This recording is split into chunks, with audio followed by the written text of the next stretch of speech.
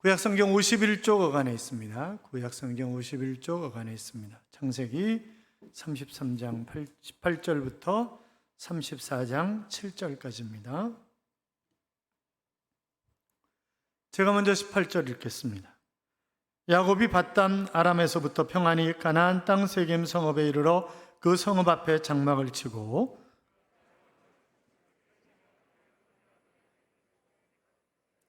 거기에 제단을 쌓고 그 이름을 엘렐로 해 이스라엘이라 불렀더라. 히위 족속 중 하몰의 아들 그 땅의 추장 세겜이 그를 보고 끌어들여 강간하여 욕되게 하고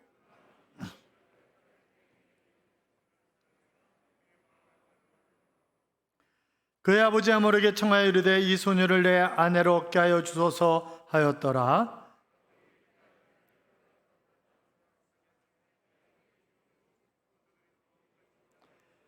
세겜의 아버지 하몰은 야곱에게 말하러 왔으며 야곱의 아들들은 들에서 이를 듣고 돌아와서 그들 모두가 근심하고 심히 노하였으니 이는 세겜이 야곱의 딸을 강간하여 이스라엘을 부끄러운 일 곧 행하지 못할 일에 행하게 하였음이더라. 아멘. 같이 인사하겠습니다. 주의 이름으로 잘 될 것입니다. 더 잘 될 것입니다. 끝없이 잘 될 것입니다. 아멘.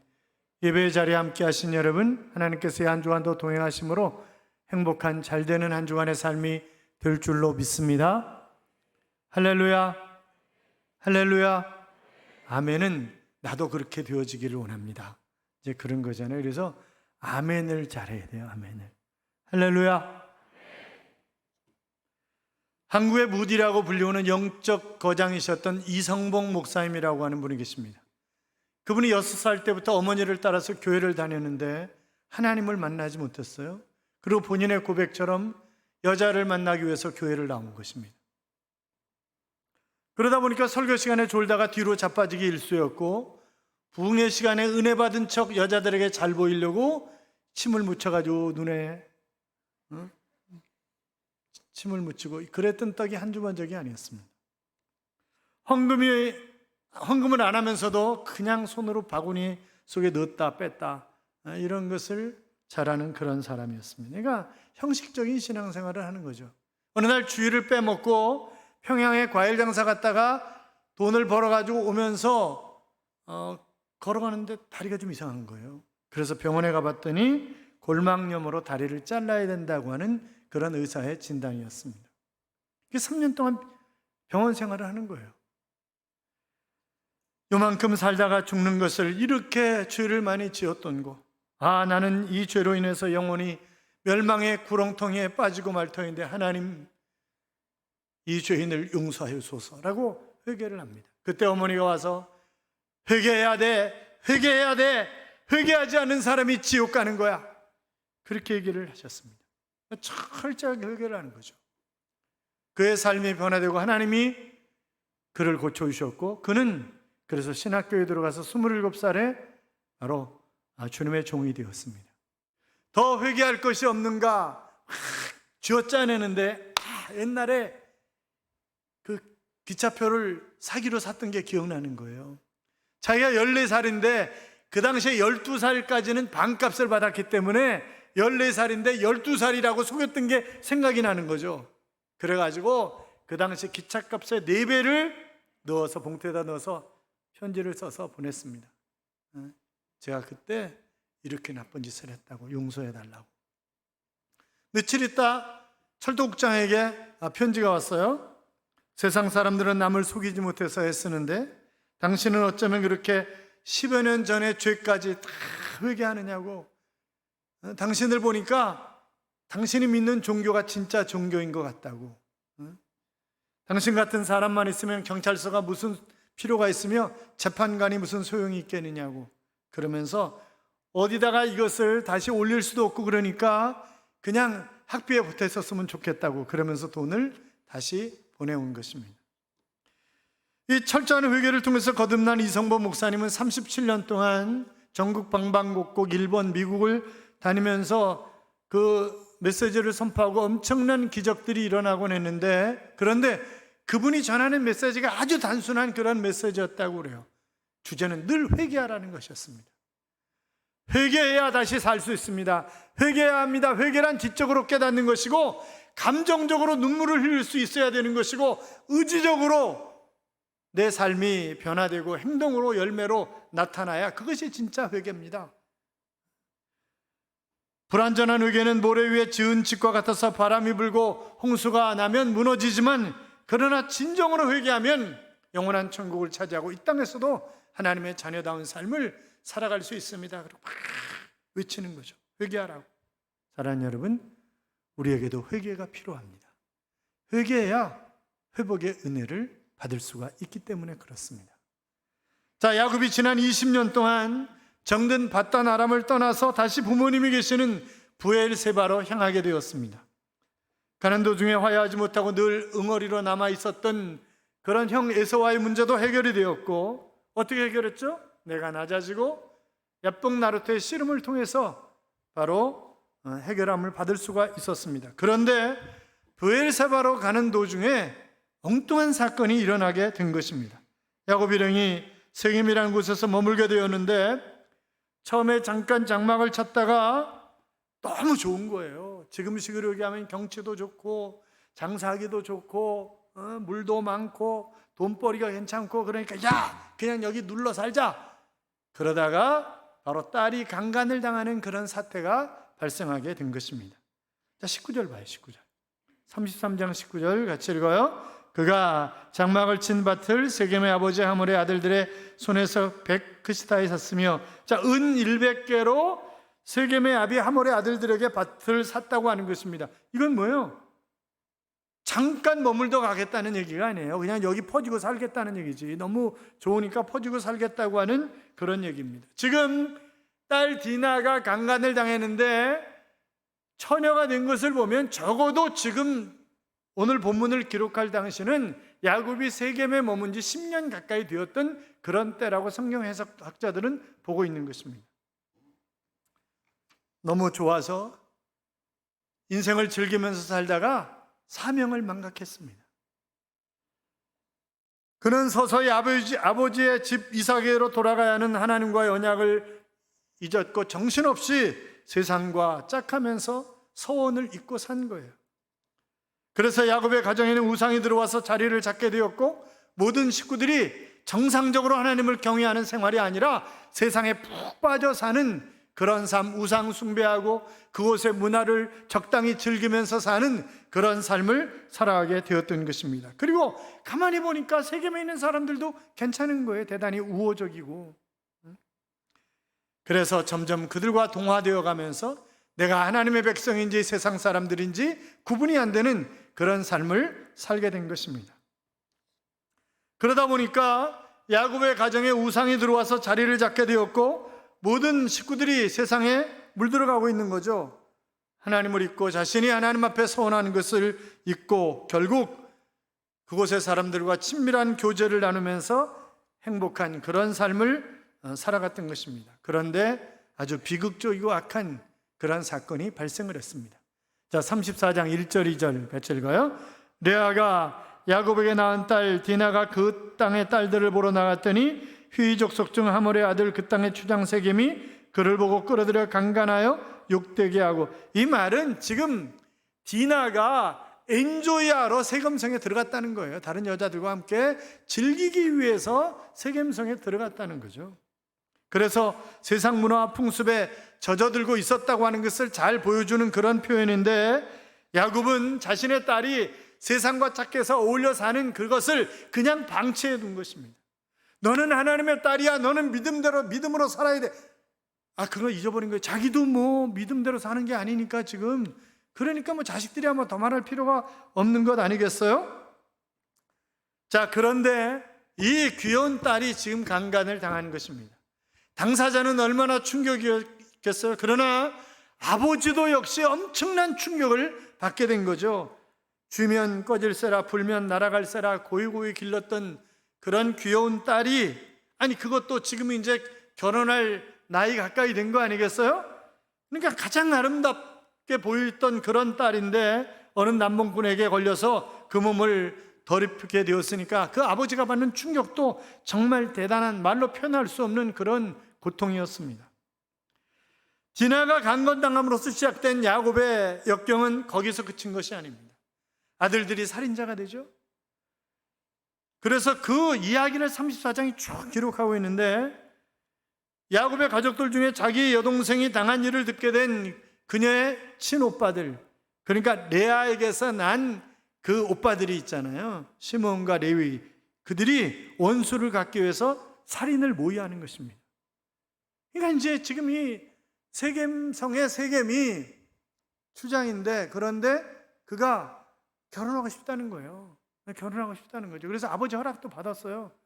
이제 그냥 강간한 것으로 끝난 게 아니라 그냥 결혼하고 싶다. 그러니까 아마 딸 디나가 굉장히 아름다운 그런 여인이었던 모양이에요.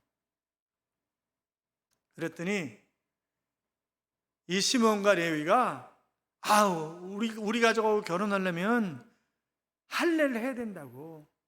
우리가 믿는 하나님이 할례하지 않은 족속과 교제할 수 없도록 그렇게 하셨기 때문에, 그래서 할례는 남자들의 성기에 표피를 잘라내는, 지금식으로 얘기하면 포경수술입니다. 그러니까 그걸 해야 된다는 거죠. 그러니까 또 결혼하겠다고 세금성에 있는 모든 남자들이 다 할례를 한 거예요. 포경수술을 다 한 거예요. 지금은 뭐 의술이 발달되고 그랬으니까 표피 자르는 것도 금세 자르지만 그때는 그런 게 아니잖아요. 그 남자분들 아시겠지만 이틀 3일째 무지하게 아파요. 그게 제대로 걷지를 못해요. 그러니까 그 틈에 급습해가지고 남자는 싹 다 죽여버리는 거예요. 그러면 세금성에 사는 사람들만의 문제가 아니란 말이죠. 이건 가나안 족속 전체의 문제란 말이죠. 그래서 가나안 족속과 브리 족속이 우리를 가만두겠냐, 이제 큰일 났다. 그래서 보면 그들의 모든 재물을 빼앗으며 그들의 자녀와 그들의 아내들을 사로잡고 집 속의 물건을 다 노략한지라. 야곱이 시몬과 레위에게 이르되 너희가 내게 화를 끼쳐 나라 하여금 이 땅의 주민 곧 가나안 족속과 브리 족속의 악취를 나게 하였도다. 나는 수가적은즉 그들이 모여 나를 치고 나를 죽이리니 그러면 나와 내 집이 멸망하리라. 지금 그런 얘기를 뒤에 34장 뒤에 부분에 보면 하고 있습니다. 그러니까 지금 이제 디나의 강건 사건으로 말미암아 지금 집안이 풍비박산 나게 됐다는 거예요. 그렇잖아요. 딸은 몸을 버리고 아들놈들은 살인자가 되었고, 이제 그 가나안 족속이 물밀듯이 밀려오면 우리 몇 식구 가지고 당할 재간도 없고, 그러니 우리 집안은 끝났다고 생각을 하는 것입니다. 여러분, 그런데 이런 고난이 비단 야곱의 가정에만 일어난 사건이 아니에요. 상황은 다르지만 누구나 다 어려움을 겪잖아요. 우리가 누구나 다 어려움을 겪습니다. 인생 전체에 하루아침에 무너지는 듯한 그런 시련이 우리가 살아오면서 한두 번 다 겪은 거 아니겠어요? 그렇잖아요. 실제로 내 인생에 일어나리라고는 꿈에도 생각하지 않았던 그런 일들, 어느 날 예고 없이 닥쳐와서 우리의 삶을 한순간에 풍비박산을 내는 것을 볼 수 있습니다. 신문 기사에나 가끔 보았던 일, 텔레비전 드라마에서나 보았던 그런 일들이 어느 날 아침에 일어나 보니까 나에게 닥쳐와 있는 거예요. 그제서야 우리들은 비로소 그때까지 귀로만 들어왔던 하늘이 무너지는 그런 기분, 오장육부가 뒤집히는 듯한 그런 고통을 머리끝서부터 발끝까지 느끼면서 살게 되는 것입니다. 자, 그런 충격을 당하는, 그런 역경을, 그런 고통을 당하는 사람들의 공통적인 질문이 있죠. 왜 나에게 이런 어려움이 오는가? 왜 인생은 이렇게 고통 가운데서 살아야 하는가? 그것은 질문이 아니라 어쩌면 원망이고 한탄 아니겠습니까? 지금 우리는 모두 다 그런 생각에 사로잡힐 수밖에 없는 대한민국 사상 초유의 재난을 통과하고 있습니다. 그야말로 역사 교과서에서나 볼 수 있었던, 중세시대에 있었던 그런 일이 오늘 우리에게 일어나고 있는 것 아니겠습니까? 그렇다면 예수 믿는 우리들은 과연 이 암담한 개인적인 문제, 국가적인 이런 어려움 속에서 우리가 어떻게 회복할 수 있는가라고 하는 것입니다. 그것은 첫째로 지금까지 지나오면서 베풀어 주신 하나님의 은혜를 다시 한번 기억하자고 하는 것입니다. 자, 지금까지 은혜를 베푸셔서 내가 여기까지 살아왔다고 한다면 앞으로의 삶도 하나님의 은혜로 살아갈 수 있다고 하는 것 아니겠어요? 그렇잖아요. 시편 103편을 펴보세요. 시편 103편.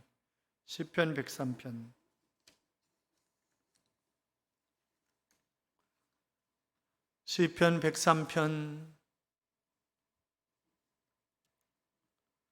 1절부터 5절까지, 시편 103편 1절부터 5절까지.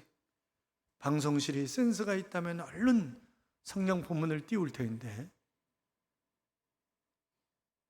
시편 103편 1절부터 5절까지 같이 읽겠습니다. 내 영혼아 여호와를 송축하라.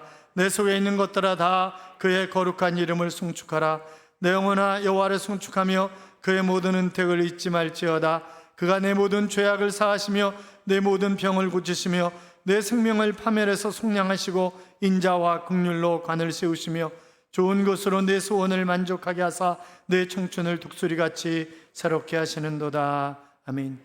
우리가 여호와를 송축하며 은혜를 잊지 않고 살면 죄를 사하시고 고치시고 관을 세우시고 소원을 만족케 하시고 새롭게 하신다고 약속하고 계신 것을 볼 수 있습니다. 사랑하는 여러분, 환난과 역경이 오면 하나님의 은혜를 다시 한번 생각하는 것입니다. 여러분, 야곱이 지금 시련을 겪기까지 그의 삶은 순풍에 돛단 듯한 그런 삶이었어요. 그렇잖아요? 자, 33장 18절 봐요. 33장 18절 본문으로 가서 같이 읽어요. 야곱이 밧단 아람에서부터 평안히 가나안 땅 세겜 성읍에 이르러 그 성읍 앞에 장막을 치고, 여러분 여기 주목할 단어가 평안이라고 하는 단어입니다. 자, 지금까지 평안하게 살았어요. 물론 두 번의 위기가 있었죠. 20년 동안 살던 밧단 아람에서 몰래 장인 겸 성춘을 피해서 도망 나왔잖아요. 그러나 사흘 뒤에 알고 쫓아왔을 때 하나님이 어떻게 하셨어요? 그 밤에 라반에게 나타나서 야곱을 건드리지 못하도록 하나님이 하셨습니다. 그 문제를 해결해 주셨어요. 형 에서가 400명의 군사를 이끌고 왔을 때 야복 나루터에서 하나님과 씨름하여 이기고 분이엘 하나님의 얼굴을, 그러니까 그래서 문제가 해결되었어요. 그것을 제외하고 정말 평탄하게 왔어요. 그런데 자, 그렇다고 한다면 자기가 이제 하나님의 은혜를 기억하고 하나님 앞에 감사하고 하나님 찬양하고 하나님이 원하시는 길을 걸어가야 되는데 그게 아니잖아요. 세겜에 처음에는 장막 치고 잠시 머물다 갈리라 그렇게 생각했는데 너무 좋으니까 에이 눌러 살아. 하나님과의 약속이 그게 아닌데 하나님의 은혜를 잊어버린 거예요. 거기다 또 20절에 보면 거기에 제단을 쌓고 그 이름을 엘렐로에 이스라엘이라 불렀더라. 하나님은 이스라엘 하나님이라고 하는 그런 의미입니다만 그게 뭐가 잘못이겠냐 그렇게 생각할 수 있어요. 그런데 지금 야곱이 이렇게 명한 것은 뭐냐면 지금 이제 이게 교회 예배당까지 건축했다는 얘기거든요. 그럼 왜 예배당 건축했어요? 예배당 건축하고 거기 살라는 이유가 바로 그냥 영원히 거기서 살겠다고 하는 것 아니겠어요? 그런데 그 이름이 또 문제가 되는 것은 뭐냐면 지금 이것은 이스라엘 민족의 하나님 그런 의미가 아니라 나의 하나님이라는 그런 의미예요. 나 야곱의 하나님이야. 하나님은 나 야곱의 하나님이야. 순풍에 돛단 듯이 오니까 지금까지 오니까 뭐예요? 영적 교만이 충만했어요. 하나님은 나의 하나님. 물론 하나님이 나의 하나님이지. 그러나 그런 의미가 아니라 하나님은 나밖에 모르시는 하나님. 아주 영적인 교만에 충만한 그런 표현이에요. 지금 이게. 그러니까 좋게 이해할 수 있지만 나쁘게 생각하면 아주 영적 교만이 충만한. 사랑하는 여러분, 내가 정말 순풍에 돛단 듯이 일이 잘 풀리면 승진하고 그 돈도 많이 벌고 그러면 그때는 어떻게 해요? 하나님 은혜를 다시 한번 생각해 봐야 된다니까. 고통 속에서 뿐만이 아니라 하나님의 은혜에 감사하는 그런 삶을 살아야 되는 거죠. 교단 목사님 가운데 정말 섬기기를 잘하는 목사님이 있어요. 그러니까 이번에 이제 교단 실행위원회 및 강로의 신임 임원 교육들을 하면서 배정된 간식비가 250만 원이었는데 이 양반이 아주 박스를 사가지고 이제 230명이었거든요. 이제 그거를 이제 자기가 박스 사다가 인터넷에서 어떤 그게 싸게 나오면 얼른 그걸 구입하는 거예요. 한 달 전서부터. 그래가지고 박스를 250개를 만들었어요. 근데 100만 원밖에 안 들어간 거예요. 250만 원 가지고 모자를 거라는데 100만 원밖에 안 들어간 거예요. 그분은 하여튼 뭐 같이 이제 그 식사하러 가면 고기를 만약에 구워 먹으면 얼른 이제 저희 상에 와서 고기를 다 구워줍니다. 그리고 아니 같이 먹어라 그러면 아닙니다. 끝나고 제가 많이 먹으려고요. 이러면서 서빙을 얼마나 잘하는지 몰라요. 그런데 그가 자기보다 나이가 많은 누님에게 결혼을 하자고 꼴을 해서 결혼을 했어요. 그런데 가진 게 아무것도 없기 때문에 구리반지 하나 못 해준 거예요. 그리고 세월이 흘렀고 35년 결혼 기념일이 됐어요. 그래서 내가 아내에게 어떻게 은혜를 갚을까? 지금까지 가난한 목회자의 아내로서 정말 고생이 많았는데, 남편 잘못 만나가지고 고생이 많았는데 내가 어떻게 하면 은혜를 갚을 수 있을까? 고민하다가 1박 2일로 여수로 여행을 갔다 합니다. 그러면서 아내를 기쁘게 해줄 것을 생각하다가 내가 아내에게 내 손으로 직접 마사지를 해줘야 되겠다라고 생각을 한 거예요. 그러면서 가만히 자기가 다니면서 보니까 마사지 받을 때 오일 바르고 이러잖아요. 그래서 집에 있는 부엌에 뭐가 있나로 봤더니 카롤라유가 있더랍니다. 카롤라유가. 영어로 써 있으니까 야 이게 귀한 건가 보다 그렇게 생각을 해가지고 그 기름을 여행 가방에다 몰래 감춘 거예요. 그래가지고 여수에 가서 식당에 식사를 하면서 이거 잘못하면 호텔에 들어가서 시트에 흐를 텐데 그런 생각이 번쩍 들더라는 거죠. 그래서 식당 주인에게 정말 죄송한데 이 식탁 위에 까는 비누로 있잖아요. 식탁 위에 까는 비누로 그거 2장만 달라고 그러죠. 아내 모르게 그 2장을 얻은 거예요. 그래가지고 호텔에 들어왔는데 이게 침대에 눕혀놓고 하면 기름이 흐를 것 같더래, 침대에. 그래서 호텔 화장실 바닥에다가 비누로 2장을 깔고 여보 일로 와봐 이래가지고 엎어져 이러고. 그런데 여러분 가서 실험해 보세요. 카놀라유를 붓고 이걸 밀면요 안 밀린답니다. 이게 기름이 원래 미끄러운 거잖아요. 그런데 이건 안 된대요. 카놀라유 이건 안 된대. 못 믿겠으면 남자분들 오늘 가서 해가지고 부인 좀 한번 해줘봐요. 이게 안 밀리는 거야. 그러니까 기름 붓고 또 붓고 계속 한 병을 다 붓는데 안 나가는 거지. 안 되는 거지 이게. 그런데 묻었는데 이걸 닦아내는 건 더 문제였던 거예요. 비누칠하고 닦고 안 되는 거예요. 안 돼. 한 번 비누칠하고 물로 붙여내고 또 한 번 비누칠하고 또 묻히고 10번을 그렇게 돼. 10번을. 그러니까 간신히 몸에서 이 카놀라유가 벗겨져 나가더라는 거죠. 그리고 화장실 바닥이 어떻게 됐겠어요? 완전히 기름으로 도배가 된 거지. 그래서 밤새 화장실 그 닦아내느라고 결혼 기념일을 그렇게 보냈답니다. 여러분, 그 목사님도 대단하고 그 사모님도 대단하죠? 그렇잖아요. 아니 그런 생각을 어떻게 하겠어요? 그렇잖아요. 자기는 자기 나름대로 돈이 없고 그러니까 자기 아내를 행복하게 은혜를 갚으려고 그렇게 열심히 했던 건데 그거를 기름을 잘못 산 거지. 기름을 집에 있는 걸 사지 말고 가서 몸에 바르는 오일을 사가지고 왔어야 되는데 어떻든 참 대단하다 그런 생각이 듭니다. 사랑하는 여러분, 되돌아보세요. 정말 우리가 하나님께 받은 은혜가 너무 크잖아요. 그런데 그거 잊고 산다고요. 내가 어려움이 왔을 때 다시 하나님이 나에게 베풀으신 은혜를 기억하면 다시 평안한 삶으로 돌아갈 수 있어요. 우리가 10가지 복을 받고도 한 가지 환난이 오면 10가지 받은 복은 싹 잊어버리고 한 가지 어려움 때문에 하나님 원망하고 불평하고 하는 그런 삶을 살아가고 있는 우리 아니겠습니까? 사랑하는 여러분, 내가 정말 하나님의 자녀라고 한다면 하나님이 누구예요? 우리 아버지잖아요. 그렇잖아요. 야곱이 지금 어려움을 당하고 있지만 그러나 그 어려움을 통해서 깨닫게 하시고 다시 회복시켜 주시는 그런 하나님이시잖아요. 그러니까 사랑하는 여러분, 힘들고 어려운 그런 일이 있다 할지라도 하나님의 은혜를 다시 기억함으로, 찬송가 429장에 보면 세상 모든 풍파와 너를 흔들어 약한 마음 낙심하게 될 때 그때 어떻게 하라고요? 내려주신 주의 복을 세워라. 주의 크신 복을 내가 알리라. 이렇게 고백하고 있잖아요. 이 풍랑 인연하에서 더 빨리 갑니다. 그러니까 고통도 변장된 하나님의 복이 될 수 있는 거예요. 언제? 내가 하나님의 은혜를 기억할 때.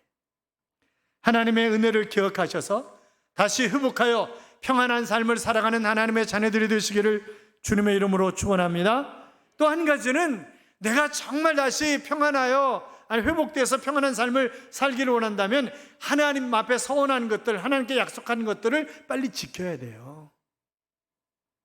여러분 다시 한번 생각해 보자고요. 베델에서 야곱이 하나님을 만났을 때 하나님 뭐라 그랬어요? 창세기 28장 15절 이하에 보면 내가 결단코 너를 통해서 이루기를 원하는 일을 다 이루기까지 너를 떠나지 않는다, 그렇게 말씀하셨어요. 그리고 하나님은 딱 약속을 지키셨어요. 그때 야곱이 창세기 28장 20절부터 22절까지 보면 하나님 앞에 한 약속이 있어요. 하나님은 나의 하나님이 되십니다. 그리고 이곳에, 이 베델에 바로 하나님의 집을 지어서 영원토록 하나님을 제사하겠습니다. 그리고 하나님이 나로 가지고 돌아오게 하시면 가진 것의 10분의 1을 하나님 앞에 11조를 온전하게 드리겠습니다. 그런 약속을 했어요. 그런데 베델로 안 돌아와. 아니, 약속을 까맣게 잊어버렸어. 아니, 약속이 기억나도 늦춰 이루는 것을. 그러다가 결국 딸이 강간을 당하는 그런 사태가 발생하게 된 것입니다. 사랑하는 여러분, 하나님도 너무하시지, 그냥 인간이 원래 했다가 또 어기고 뭐 그러는 것인데 좀 이해해 주시면 되지, 그렇게 생각할 수 있지만 신명기 23장 21절에 보면 내가 서원하는 것을 신속하게 갚으라. 그렇지 않으면 그것이 죄가 되느니라. 그렇게 말씀하셨어요. 그건 죄라는 거예요. 하나님은 사랑의 하나님이시지만 그런 하나님은 공의의 하나님이세요. 그렇기 때문에 우리가 반드시 하나님 앞에 약속한 것을 지켜야 하는 것입니다. 왜? 안 지키면 뭐라고요? 죄라고요, 죄. 사랑하는 성도 여러분, 야곱과 그의 가정에 일어났던 그런 사건이 우리 가정에 일어나서는 결단코 안 될 것입니다. 설사 세상에 예기치 않은 그런 사건으로 말미암아 역경이 다가왔다 할지라도 우리가 회복되어야 되는데, 오늘 저는 두 가지 말씀을 드렸어요. 첫째 뭐예요? 하나님의 은혜를 다시 기억하자. 둘째 뭐예요? 내가 하나님 앞에 소원한 것, 약속한 것, 그거 지키자. 그래서 다시 회복되어 하나님 주시는, 예수 그리스도가 이 땅에 오신 이유가 우리를 평안을 주려고 오셨다고 말씀하셨는데, 그 평안함이 충만한 그런 삶을 살아가는 하나님의 자녀들이 되시기를 주님의 이름으로 축원합니다. 축원합니다. 이런 찬양이 있어요. 주의 은혜라라고 하는 찬양이 있는데, 내 평생 살아온 길 뒤돌아보니 짧은 내 인생길 오직 주의 은혜라, 주의 은혜라, 주의 은혜라. 다함이 없는 사랑 달려갈 길 모두 마친 후 주 얼굴 볼 때 나는 공로 전혀 없도다, 오직 주의 은혜라. 내 평생 살아온 길 주의 은혜라, 주의 은혜라. 다함이 없는 사랑 지금까지 지내온 것 주의 크신 은혜라. 한이 없는 주의 사랑 어찌 이루 말하리. 자나깨나 주의 손이 항상 살펴주시고 모든 일을 주 안에서 형통하게 하시네. 달려갈 길 모두 마친 후 주의 얼굴 볼 때 나는 공로 전혀 없도다, 오직 주의 은혜라. 나는 공로 전혀 없도다, 오직 주의 은혜라. 사랑하는 여러분, 그렇습니다. 우리는 지금까지 주의 은혜로 살아왔습니다. 앞으로의 삶도 주의 은혜로 살아갈 것입니다. 어떤 상황 속에 있든지 주님의 은혜를 기억하고 하나님 앞에 약속한 것 지킴으로 평안한 삶을 살아가는 하나님의 자녀들이 되시기를 주님의 이름으로 축복합니다. 축복합니다.